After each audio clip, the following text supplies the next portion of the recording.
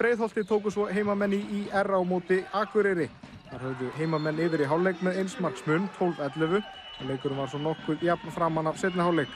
Sigþór Heimisson jafnaði fyrir Akureyri í 17-17 en við það hrukku ÍR-ingar í gang og úr þessu hraðupphlaupi kom Sturla Ásgeirsson ÍR 3 mörkum yfir 20-17. Við þetta skildu leiðir enn frekar og með Inga Rafn Róbertsson í broddi fylkingar sem skoraði 7 mörk fyrir ÍR náðu Breiðhyltingar 6 marka forystu. Akureyringar voru þó ekki dauður úr öllum æðum og náðu að minnka muninn niður í 2 mörk í 24-22.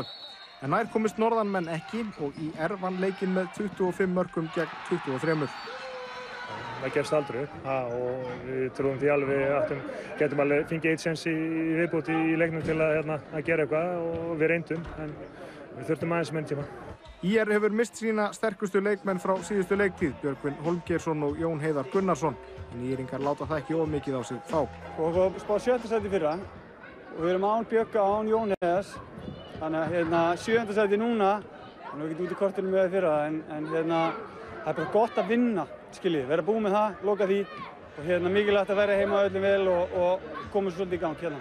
Já, hér er Breiðholti búið til okkar eigin leikmenn, svona yfirleitt alltaf, þannig að við höfum nóg til. Þetta er bara fyrsti leikur, það er vonbrigði að tapa honum og það þýðir það að við þurfum að bæta okkar leik fyrir næsta umferð.